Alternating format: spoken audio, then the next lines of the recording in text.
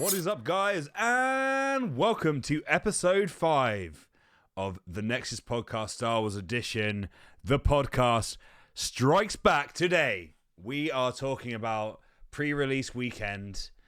We have all gone to events over the weekend, and yeah, we followed the great method that Chris gave us last week and has some fantastic success across the board. So we are going to talk about just our experiences and our enjoyment and everything else. But yeah, first things first, we'll see how everyone's doing. How are you feeling today, Emmy? You've been very busy making content for the channel for the Battle Spirit side as well. So yeah, thank you for being here. It's been a while. No, it's been good. It's been good. Great weekend, and I think the one that has had less interaction with the pre-release events, but I went to Brotherhood Gaming on Sunday. More to come later, but I'm good. Excited for this episode. Nice. What about you, Ollie? How you feeling? Yeah, I'm good. I'm hyped. I got to play in 2 pre-releases, one on Saturday, one on Sunday, which was super fun. And then I got to buy a couple of pre-release kits afterwards. So we got packs to open, and we've been filming all of the openings to push out as much content as possible. Hella content. I'm just super hyped for Friday to get more packs to actually build some fully constructed decks. Yeah, let's get that constructed going. What about you, Chris? I had a great weekend. Yeah, I had we'll come to it, but I had from Friday basically I was on pre-release mode. I also managed to giga overbook myself. So in between my pre-releases, I was staying at a mate's house, and we ran about 10 to 12 hours of Frosthaven, like pretty much straight. So I've had a gamed out weekend. Unironically, I was glad to go back to work to get a break from all the gaming. That is bollocks. I was not, but I felt close. It's funny you mentioned Frosthaven because I literally finished Gloomhaven last week, so we're starting Frosthaven this month. Very good. Nice. All right. Well, yeah. So really exciting weekend. We're gonna, like I say, we're gonna talk about our experiences, talk about our wins, talk about our losses. So it's not a flex or anything, but I went to 4 events in 3 days over the weekend. I don't know. I just really been feeling this game, and the fact that they were mentioning that sealed and draft and stuff will become part of the competitive play. I just wanted to kind of get some experience in. So I come from the Manchester area. So on Friday night, I had my first event in Element in Stockport, which is really cool. It was like a pub felt like a pub. They were actually serving IPAs and stuff like that. They had all the football on the televisions, and nice. there was about I think there was like 26 or 27 players, something crazy. No pools, unfortunately, in the pre-release, and it actually started quite late, which was kind of frustrating for me just because I had to travel. So I only did the first 2 rounds. I won the first game, which was against Moff Gideon. I was playing Red Han. Red Han, I felt like was the GOAT. I actually played it 3 out of my 4 events, but we'll get there. So yeah, I played Moff Gideon first. It was a bit of a wash, and then the next match was my nemesis for the weekend. I found out quite early it was a rough card for this format, and that was Cad Bane. Unbelievable leader. The amount of underworld units there are, the recursion plays where you can like replay it and stuff, all very good. And obviously, as it pings damage, I didn't have a clue about that leader, how bad it would counteract mine, because obviously all my units were coming in damage. So yeah, that was a bit of a wash. And then unfortunately, because of how late it was, I did have to just leave. But shout out to Element Games, really cool place, and Sav, the judge, did a very great job. And then Saturday, my main locals fanboy, where I'm a judge, I had an event there, and I came second in the end, 4-1, got to the final. I was using Han again.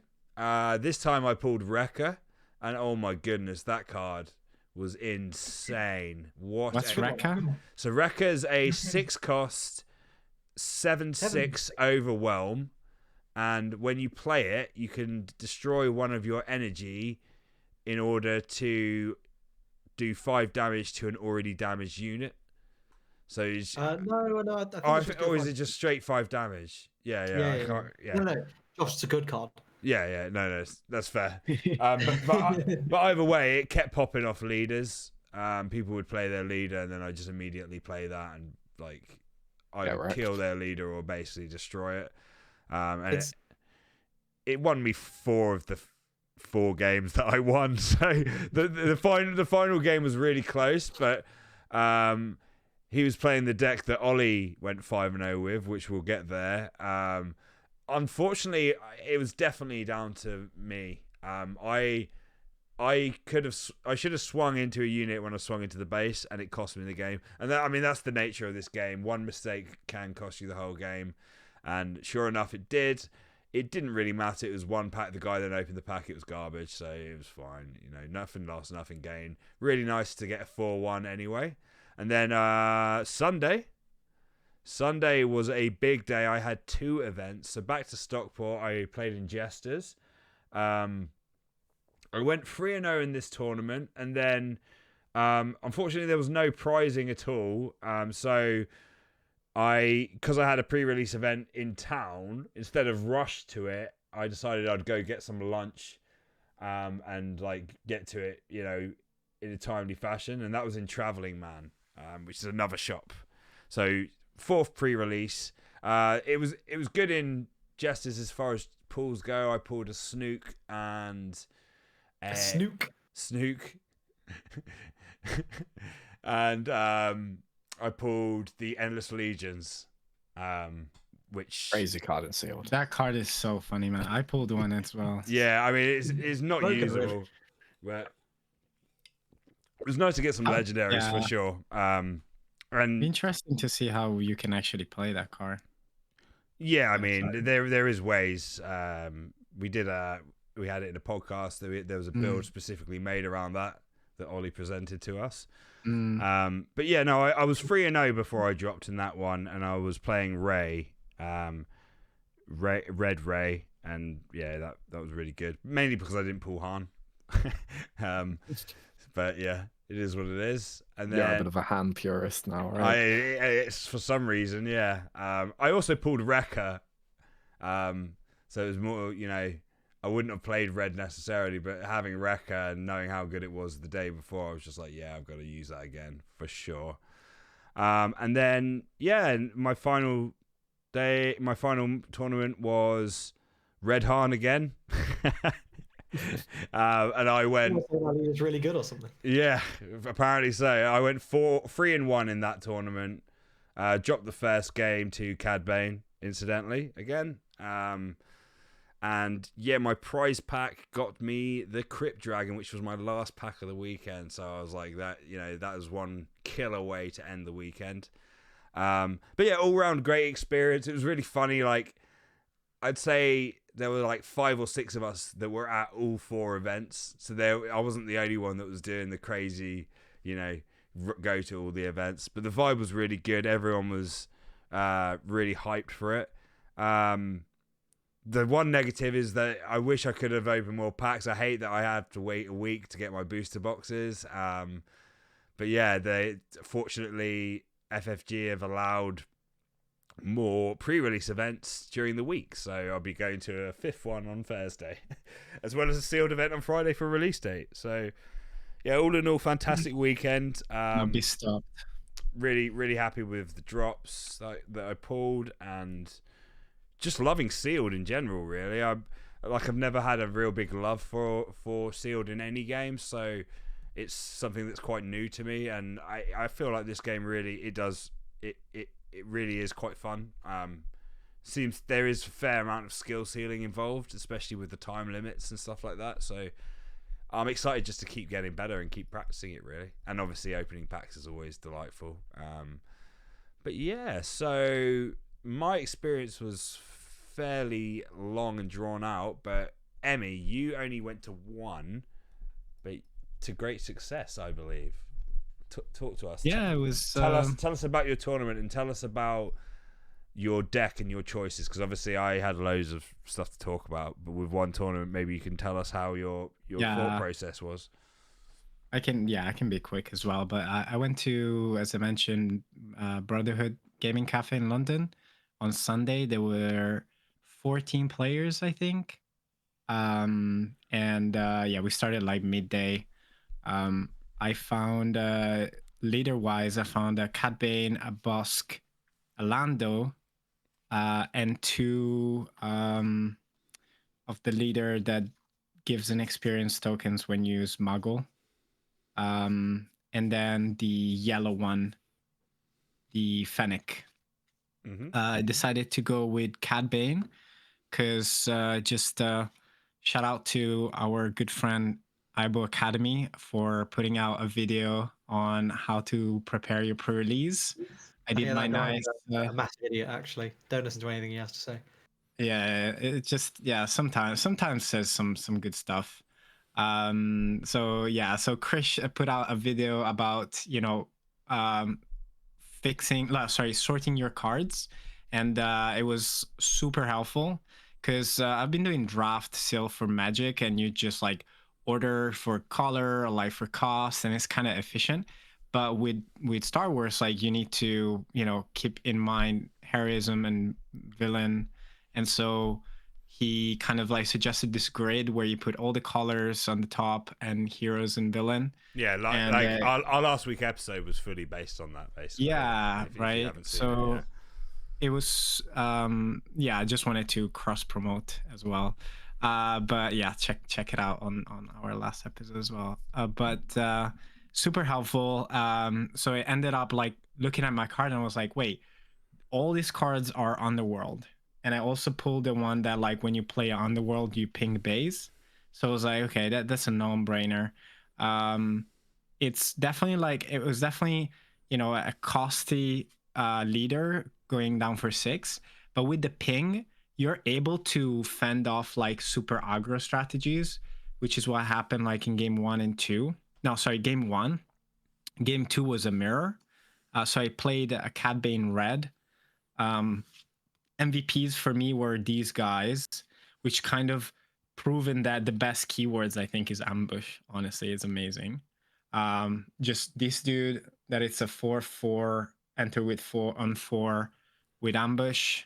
Then I had the Enfys Nest. Oh, that card is crazy. Enfys is goated. I love that card so much. It's crazy. And then this dude that was like, people were picking it up and reading it because, when it enters, if an enemy has a bounty, you ready it, which was like most of the time. And on attack, essentially, it's like almost like grit, but it better almost. On attack, you choose a ground unit and you deal 1 damage for each damage on this unit. So that stole me a lot of games. Also, what stole me a couple of games was this little fella, which is a smuggling pistol that attacks for 2. That card is actually insane in yellow as well. Like one. I think it's better in yellow. Of course it is. Yeah, I mean, being able to smuggle it and shoot all in one move, it's one of the best cards. It's like I think it's actually better than Surprise Strike, to be quite honest. Yeah, I mean, in some cases it is. Yeah. I really. Because the plus side to it is you don't have to keep it in your hand. Yeah, exactly. I mean, that's what's huge about it, is that you can just play it for 1 energy. It's just like mindless, like just going into. It's essentially a draw 1 + 2 in a way, like pseudo draw, because you're not having to. It's an easy charge, Yeah, exactly. That's for sure. I wanted to play Lando for the memes because I pulled it and really like Lando, but I was like, I'm gonna lose every single game if I play Lando. I didn't have enough smuggles. Well, what was your final record? What was your final record in the end, Emmy? Because you didn't actually mention. Yeah, so I went EXO, so I won all the games. I won against Moff Gideon game 1 2-0, against Cat Bane Mirror 2-0, and then the final I won 2-1 against that how's it called? Yeah, that leader that when you smuggle you give an experience token. Hondo? Sorry? Is it Hondo? Hondo, yes. I found a hyperspace as well. He was pretty good actually. And the guy like found 3 of those like green ambush smuggle card that was just insane, honestly. But yeah, shout out to all the players. Unfortunately, there were only 3 rounds, so there were 2 undefeated. I wish we could go for the 4th round, but really good experience, good pricing, and I found Array, which I couldn't play because yeah, it's just blue, and I couldn't play blue. And then in the extra packs, I found an Evacuate, a Endless Legion, and a Krayt Dragon, which this card is just nuts, man. So good. Those are strong pulls. That saved my weekend pulling that, honestly. A mad card, and definitely. Yeah, I've been trying to find my copies like anywhere. Someone trade me them. Probably the. I mean, I don't want to. Obviously, we've got a lot of testing to do and stuff, but on paper, that card looks like the dumbest card in the set. Probably like one of the strongest. That and Poe. Yeah, that and Poe. Poe. I mean, Poe actually seems almost worse, but because it's half the price. That's true. To pay. But this, like, even if they wanted to remove it, they need your effect triggers, right? Or yeah. So if they like try and like rivals fall it, for example, or like fell the dragon it, like they'll take the 4 damage or however much it is. The only damage they take is from whatever's written on the card. So yeah, the best way to deal with it is actually Force Lightning, because you'll only do 1 damage and then you can pay the rest to just knock it off. So that's the cleanest way to get rid of that card at the moment. But obviously, it's one of those things where like you can imagine into a control matchup. If you basically are like, okay, my opponent needs to super laser blast here, and if you can just slam a Krayt Dragon, it's like, okay, sure, pay 8 for the super laser blast. I don't mind. Yeah, it's like can you survive if you pay 8? You know, exactly. You put them to the... Oh, it's incredible. You're basically putting people to the sword, really, aren't you? And if they decide not to pay anything at all, then it's like, okay, swing for 10 damage. Yeah, swing 10 over 1. It's like, how do you like 13? Yeah, exactly. Yeah, so crazy card. But yeah, all round good experience. Emmy, do you enjoy yourself? I think that was, you've done a few sealed events, haven't you? You've done a few drafts before. Mainly draft and sealed, really. Yeah. No, I really love this game. I learned a lot this weekend as well playing the game. And Cat Bane looks amazing, honestly. I love this card. Super solid. Obviously in sealed, I don't know, in constructed. I think I shared I really want to constructed, we'll see. But yeah, overall super good experience. I think I'm like getting more and more addicted to this game. So yeah, good fun. Very good to hear. Okay, so Ollie, you can talk to us next. Ollie actually put out a video of his deck construction for one of his days, so if you want to quickly go over that day and then talk about your other event. Yeah, of course. So like I said before, I had 2 pre-releases, one on Saturday, one on Sunday. And we'll start with the Saturday one, which is the one that I have put out a video for as well.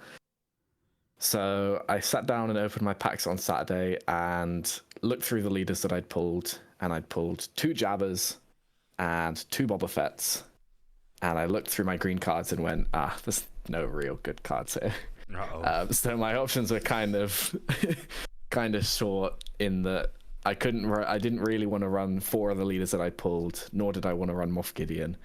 So I had the choice between Fennec, Gar Saxon, and the Mandalorian. And I didn't have enough upgrades to make the Mandalorian work. So I ended up going with Fennec. I was looking through a lot of my cards, and I was like, there's a lot of shields here. My upgrades aren't that great. I ended up just playing 1 upgrade in the whole deck, but I had enough shielded units that it was kind of fine. And then as the event went on, I was playing my cards and looking through my deck and realizing that my curve was actually kind of nuts. because there were some games where I was going turn 1 Everzan, which 4/3 shield in sealed is insane on turn 1. Into turn 2 Client, which 3/5 shield in sealed is insane. Into turn 4, I had 2 copies of Lom Pike, so I could stack shields on the opponent's like tiny space units, like the Y-Wing 1/3 guy that like pings 2 every time. Oh, that card was actually really nice in the sealed, to be honest. Yeah, I like just keep stacking shields on like their tiny space units that weren't really doing anything, and then shielding my whole board up. And then the turn after that, I had Super Commando Squadron or something. The 5-mana 4/4 comes in with a shield and has Sentinel when it's shielded. So then I could use Lom Pike to just keep giving it Sentinel and +1 attack over and over. Whoa. And it kind of made this unkillable wall where they had to drop their copies of Rivals Fool or Fell the Dragon on it. And then once those were down, I could just, I still had the board to keep pushing.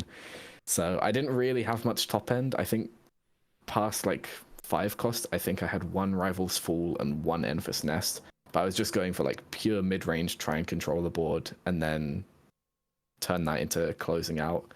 I also had 1 copy, because I was playing Gar Saxon with a yellow base. I had 1 copy of the Hot Shot Blaster that Emmy just showed earlier. And that ended up being an extremely strong finisher for me as well. I didn't pull any surprise strikes, but it ended up just being a surprise strike for me, because with Gar's effect, it would give the unit +1 attack if it didn't already have an upgrade down. So it was effectively just a 1 mana more expensive surprise strike, but it didn't cost anything from hand, which was great. So yeah, I managed to go undefeated throughout the Saturday. I think I faced quite a few Rays. I know I faced a Ray in the finals, and I think I faced 1 or 2 earlier on.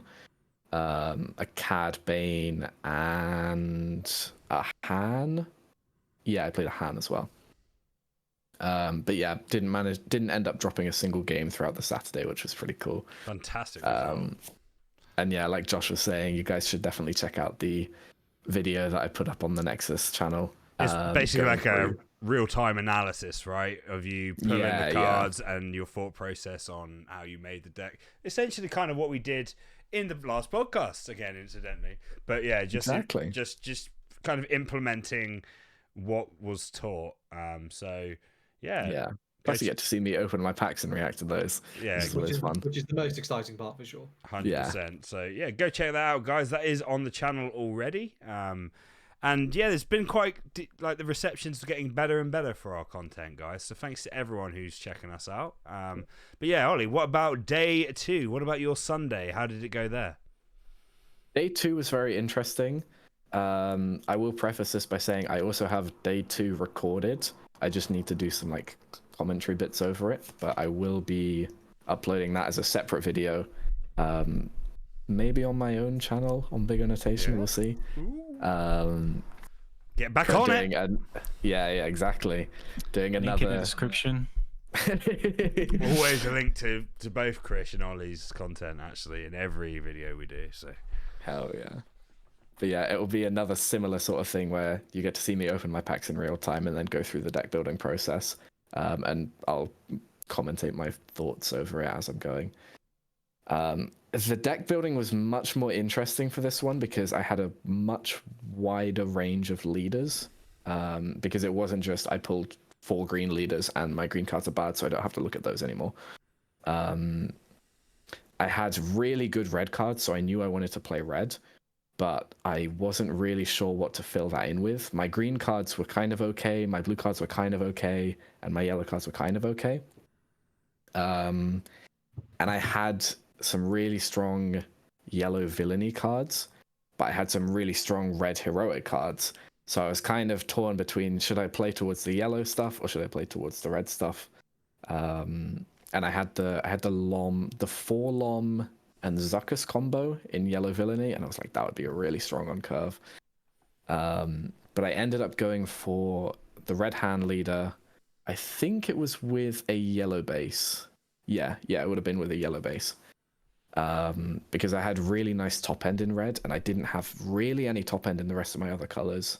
And I also had like some decent early units where, again, I was missing two drops in other colors. Most of my other colors were just like upgrades or events, to be honest. So I needed some decent early curve. I wasn't feeling too confident in the draft, which is another reason why I wanted to pick Han, because I figured if I can aggro people before they realize that my cards are bad and start to outgrind me, then it's gonna go a lot better for me, I feel like. So yeah, in red I had a decent top end of a copy of IG-11 and 2 copies of the 6-mana 5/5 with grit that can ping bounty units. I think it's called Covetous something or other. Yeah. And I was looking at those cards, and I was looking at because I'd put all of my good cards in a pile for both colors, and I'd gone, okay, these are definitely cards I'm running. And I was counting through the pile, and I counted 20 cards, and I was like, this is not good. What can I fill this in with? So I looked through some of the worst cards, and I found this. There was a yellow event I got 2 copies of that was a 3-mana event that captured an enemy unit, and then if the card I put the captured unit underneath is a bounty hunter, it gets a shield. And I was looking through my red top end again, and I was like, this IG-11 and this 6-mana card are both bounty hunters. So if I can make this work, it's actually going to swing the board massively in my favor. And that card ended up carrying pretty much every game that I played, because as soon as I dropped a bounty hunter and traded down their board, because I have early board presence with Hands Effect, as soon as they dropped their big card next turn, I would just capture it, protect up the bounty hunter, and keep swinging face. No. I also ended up running a package of a bunch of bounties and This Is the Way, the heroic extra card that just lets you search top 8 for for equipment and Mandalorians, because I was like, I'm going to be running bad cards, so I might as well try and thin them out of my deck as fast as possible, which was quite nice. Yeah, that's funny. But yeah, on the Sunday, again, I managed to go undefeated. Didn't drop a single game again, which was sick. Had some pretty disgusting turn ones with like 2-mana 3/3s with Hands Effect, or playing a bounty, like one of the 1-drop cheap bounty units for free, and then playing a 2-drop as well. Yeah, Han is a pretty strong leader, it turns out. Oh, very, very strong. So yeah, what was your best pull of the weekend, would you say, or the one that you enjoyed the most? I didn't pull that great, to be honest, in terms of like legendaries. I know on the Saturday I pulled an Endless Legion. Oh no, actually I did pull an Evacuate on on the Sunday. Evacuate is a very nice card that I'm looking forward to playing. Yeah, killer card for sure.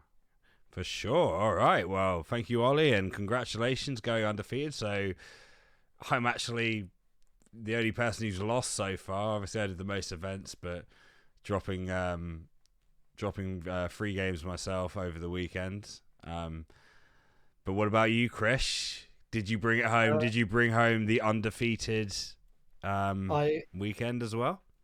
Not the entire weekend, sadly. But there were extenuating circumstances. So yeah, I had 3 pre-releases I went to, and as I said, I was sandwiching a Frosthaven weekend with pre-releases, so it was a pretty busy weekend. So Friday, after work, I went to Darksphere for their pre-release, and that was an 8-man pre-release, which they then later told me about 5 minutes before it started, oh yeah, if more people show up we can accommodate them, as if that wouldn't have been useful information to know about an hour before, so I could have let people know. I'm very sorry, Emmy. As soon as they told me, I got really annoyed. I'm so pissed right now. I was like, why would you not tell me that? Like, your website says sold out. I'm not going to assume that I can just show up. And in the group, they were saying, oh yeah, we sold out. Yeah, so that was really frustrating. But it is what it is. There were also a couple of ruling mishaps with like the judge not knowing that you could change your leader and base, and I was like, no, it says it on the sheet that comes in it. But anyway, besides those minor gripes, everyone was very, very nice. And it was a fun event. I got some okay packs. I got an Endless Legions as the legendary, which I think is probably like down there as the worst. It's in contention with the blue double. Did we all pull Endless Legion then? I think we did. I think we all did. Yeah, all 4 of us. Yeah. So yeah, I think strong tied 15th place in the set legendary there, but it is what it is. Nothing super notable outside of that pulls wise. But I think I got a lot of. I was very fortunate in this first pre-release because I just got a lot of very solid yellow and a lot of very solid red cards, and I got a hand leader. So I was like, okay, cool, easy, no thought required. And I just played Han red yellow and just jammed in a load of big things. Yeah, I went 3-0. Well, 2-0, 2-0, 2-0, 3 rounds. So that was very good. Turns out if you just slam a big fat boy like every single turn, and I had 2 relentless pursuits, which in hindsight I probably should have played Cad Bane with the pulls I got, but I just saw Han and I was like, okay, well this is gonna be crazy. And I got enough, and I got that like 3 copies of that 5-drop bounty hunter, the 5/6 with saboteur. So I would just play that on turn 4. On turn 5, go relentless pursuit, capture whatever they just played, shield up my 5/4, deploy Han, slam down a 4-drop, and it was very difficult for my opponents to come back most of the time. Especially when I then played down like the second relentless pursuit when they managed to get rid of the shield on my first one. So yeah, that was pretty disgusting. But overall, like it was fine. I think this was it felt like a very standard pre-release. I didn't think I got any exceptional pulls, but I got some nice stuff. Played a good leader, played a good color combo, and was all good. Saturday. Sorry. Yeah. I'm assuming your result was that you were undefeated on that day. Yes. Sorry. Yeah. I was the undefeated player. Yeah. There was 8 players, so it was only 3 rounds, and then we all went home at like 11:30 or something. It was quite late. But yeah, so that was the first undefeated of the weekend. Then Saturday was less successful. So Saturday morning, that was Dark Sphere. Saturday morning, I went to Leisure Games for their pre-release. This was a 12-person pre-release, and this was my Frosthaven day, so I knew I had to dip anyway. Oh, sorry, I should also say pricing at Dark Sphere was 1 pack per person, which fine. But the winner also got, I haven't got it with me, but I could dig it out. But one of those buy the same token life dials, actually buy the same token were there, which was fantastic. So I got to like meet buy the same token after Games Expo. It was a few people I didn't really get to talk to there. They gave out wanted tokens, like these new wanted and bounty tokens they'd made, which was very, very cool. Yeah, they looked really cool actually. I saw those. Can't believe I missed all that. Yeah, it was really great. So buy the same token, absolutely made this pre-release super, super great. They're killer guys as well. I actually went to them at the Games Expo and got the UK Games Expo special commemorative epic action marker. Yes, they are. Which I use. It looks great. It's got the date on it and says the event name. I thought that was really cool, and hopefully they do more stuff like that.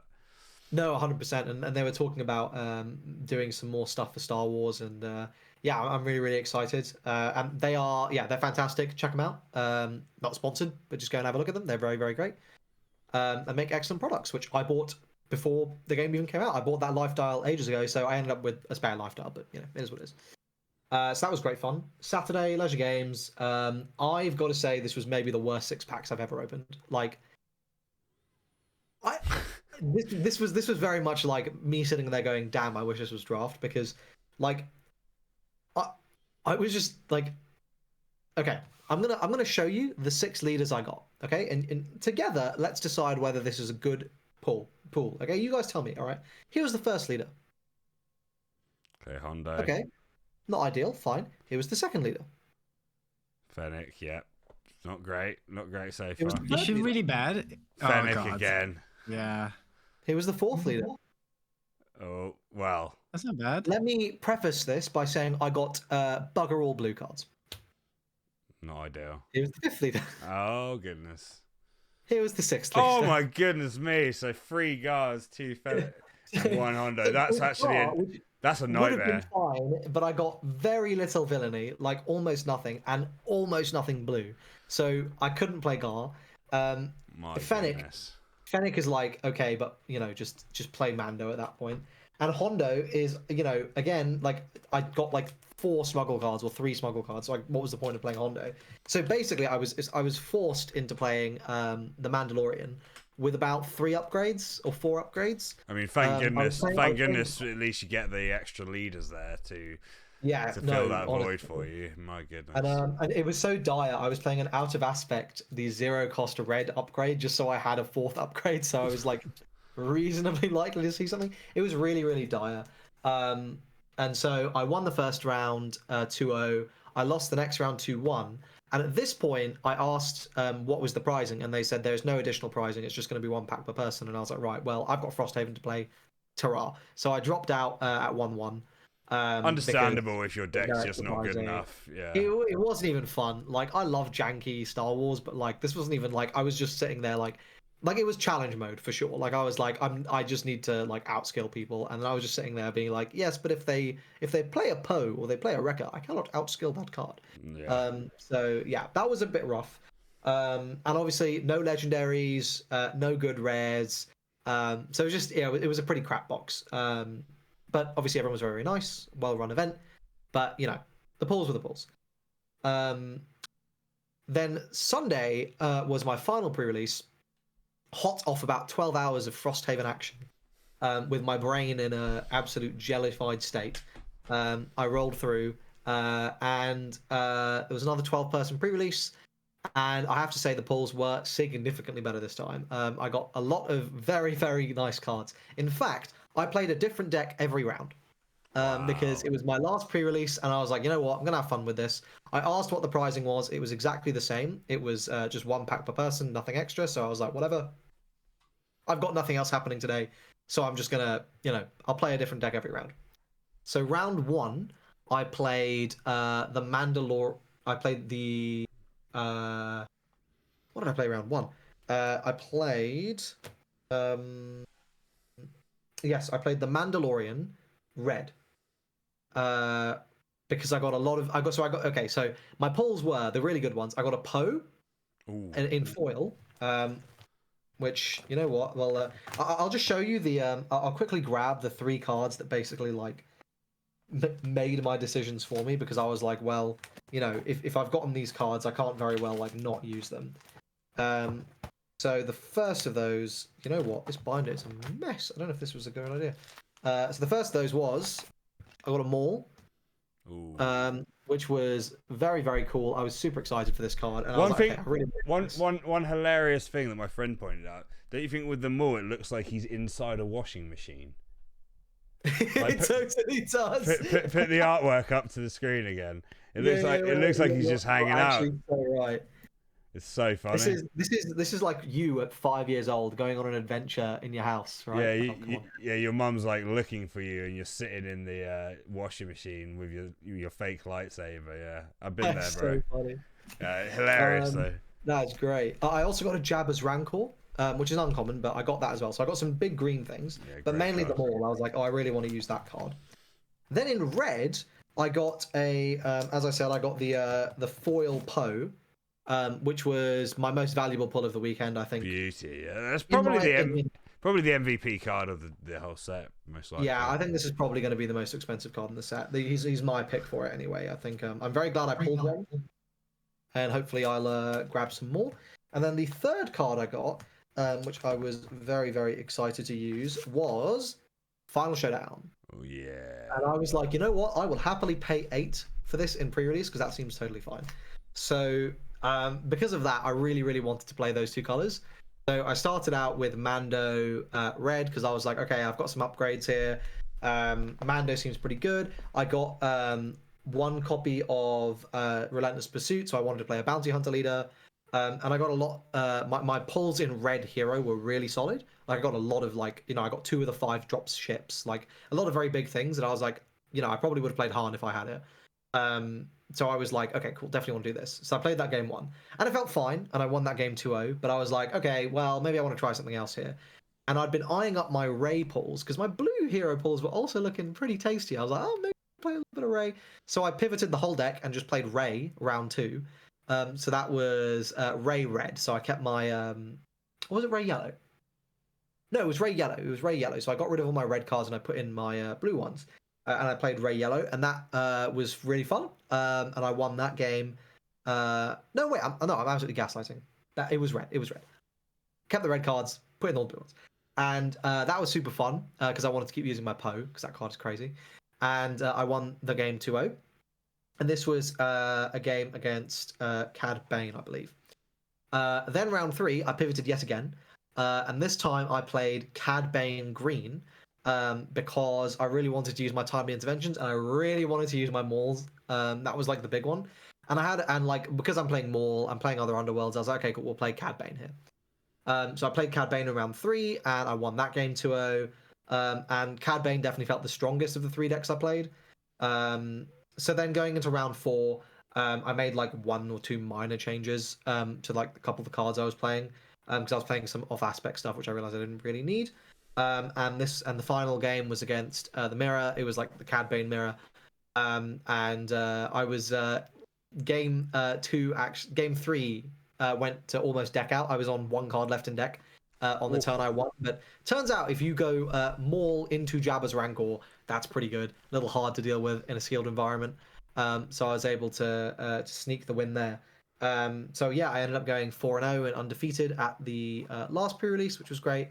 A little bit frustrating that all 3 of the pre-releases I went to had no additional prizing for placing well. I mean, like, I understand the point is to like experiment and play with the new cards, but I do feel like having some incentive for doing well like makes me want to stay there because like I wasn't the only person who dropped out and left on Saturday, and like there was about like 6 people there after like round 2, and it's like if half the people are going to drop out, maybe you should rethink your structure. So that was the only really frustrating Yeah, I mean, part. it's kind of the principle of it, isn't it, really? Like, all of us players know, they've made it quite clear that there would be prizing sent with the pre-release boxes for the players. A good amount. You know, it's been publicized online. So, like I said, in one of my tournaments, it was announced that there would be no prizing, so I did decide to leave for convenience sake. But yeah, I mean, it is what it is. But overall, you had a great weekend, Krish. Enjoyed playing. Yeah. I'm very excited for the next 3 set. legendaries. Very much, I have to say, that last pre-release box saved my weekend because I was £60 in the hole with not very much to show for it, and then in that 3rd box, I get a foil Poe, I get the Maul, which I'd definitely like going to be a chunky money rare. And I got the final showdown, which is also I think going to be a decent money legendary. So I was like, okay, this doesn't. I've probably made at least what I've spent, which felt a lot better than than just like a load of bulk rares. Absolutely. Question for you guys, because we opened like 14 pre-release boxes and then they sold some cards. We found 0 showcases. How many? Obviously, you guys haven't found any, but did you see anyone pulling showcases? I did. Which one were I saw a person pull a showcase at all 4 events. Wow. So two of the times that they were sitting opposite me as well. So which is quite unfortunate for me. 1 box away from one. But yeah, no. In all 4 events, someone pulled one, which I thought was awesome. I think there'd be 1 in every 48 pre-release boxes. Roughly, I mean, some people have been getting 2 in their pre-release boxes. Yes, yeah. I mean, it's totally random. Like, right? some guy got Jabba and Lando in his 1 box, which is absolutely. I saw that on Facebook. I was like, dude, like double showcase. That's just nuts. It's like a £900 box, like with the current market rates. I know that's probably not going to be the price they end up. Yeah, the prices are. These cards are expensive. It's because it's not out yet. It's pre-release. Yeah. It always happens. Viewers, please do not pay these pre-release prices. I think like if you look at, I would be very, very, very surprised if. Okay, so looking at set 1, right? Like Boba Fett was the most expensive showcase in the set. I think it's about £500 to £600 right now. It is a fan favorite character. It is unequivocally the best leader in the game. It is still the best leader in the game. So, and it's arguably, I think pretty in my opinion, it's pretty clearly the best artwork on a showcase as well. But there's also the subjective nature of the art also looks very, very good. So it's kind of ticked every single one of the boxes. It's also set 1 of the game. So in many ways that is the price ceiling, and that is £600. So I think some people are being very, very optimistic with their showcase pricing at the bare Oh, minimum. absolutely. Imagine most of these will be £200 or so. Yeah, but Some might be more, right? Like I can see Jabba being a 300 to 400. I think very popular character, decent leader. Ray, I can see being quite expensive. It seemed to be pretty good. Yeah, and the artwork on Ray is insane. Yeah, I think it looks same. great. I mean, Kylo's my favorite. Same with Kylo as well. Yeah, I mean, I feel like that can hold a premium, mainly because the art's great. But yeah, when you got leaders like Hondo and Hunter and stuff, these kind of cards, they are going to just drop to around £150-200, which is still a great premium for a piece of cardboard. Let's be honest. So cannot complain. But yeah, no, it seemed like the drop rates were pretty good for those. My locals ran an event on the Friday as well, which I wasn't able to attend, but according to some of the people I know who attended all 3 days, there was not a single showcase across all three. Wow. Which is pretty crazy.